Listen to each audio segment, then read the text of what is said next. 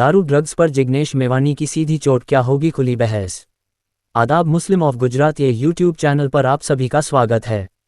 गुजरात में दारू और ड्रग्स जैसे नशीले पदार्थों का मुद्दा एक बार फिर सुर्खियों के केंद्र में है।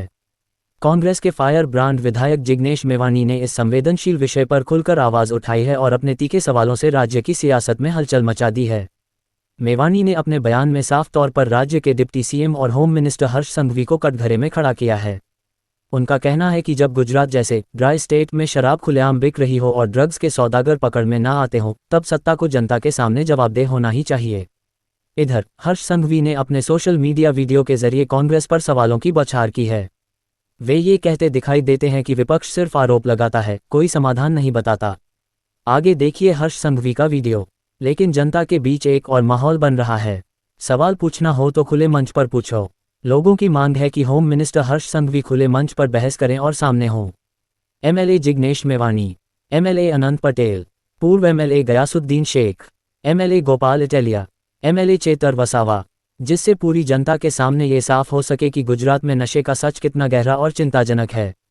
जिग्नेश मेवानी बार बार यह मुद्दा उठाते रहे हैं कि जब गुजरात के युवा नशे की गिरफ्त में जा रहे हों, तब सत्ता का काम सोशल मीडिया वीडियो नहीं बल्कि ज़मीनी कार्रवाई होना चाहिए। उनके इस बयान ने निश्चित रूप से राजनीतिक तापमान बढ़ा दिया है। अब देखना यह है कि क्या सरकार इस चुनौती को स्वीकार कर खुले डिबेट के लिए आगे आती है या फिर यह मुद्दा भी राजनीति के गलियारों में खोकर रह जाएगा। क्या गुजरात नशे से मुक्त होगा? ये सवाल अब जनता के बीच और जोर से उठने लगा है। આજે મારે કોંગ્રેસના સભ્યોને અમુક સવાલો પૂછવા છે અને ગુજરાતના સૌ નાગરિકોને બી વિનંતી છે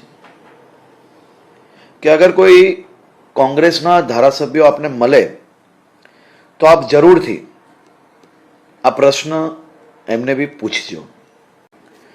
આદરણીય મુખ્યમંત્રી શ્રી ભૂપેન્દ્રભાઈ પટેલ સાહેબે જે દિવસથી ચાર્જ લીધો એ દિવસથી સરકારે એક મક્કમતાથી નિર્ધાર કર્યો અને નિર્ણય લેવામાં આવ્યો કે ડ્રગ્સને રોકવા માટે જે કોઈ કામગીરી કરવી હોય તે તમામ કામગીરીમાં ગુજરાત પોલીસને સરકારનો તમામ સહયોગ મળશે। સૌથી પહેલા ગૃહમંત્રી તરીકે ચાર્જ લઈને ડ્રગ્સ માટે રિવોર્ડ પોલિસી બનાવવામાં આવી અને રિવોર્ડ પોલિસીના માધ્યમથી છેલ્લા અમુક મહિનાઓમાં 1459 કરોડ રૂપિયાનો ડ્રગ્સ ઝડપી લીધો છે। 397 ડ્રગ્સ માફિયાઓને જેલ હવાલે કર્યા છે। 397 ડ્રગ્સ માફિયાઓને જેલ હવાલે કરવું તે સફળતા છે કે નિષ્ફળતા?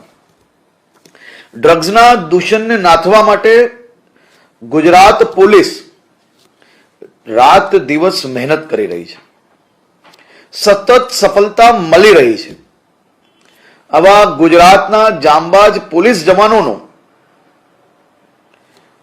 ડ્રગ્સ બાબતે મનોબળ તોડવું એ આપણી સામાજિક જવાબદારી નિભાવવી જોઈએ કે તેઓને હતાશ કરવા જોઈએ।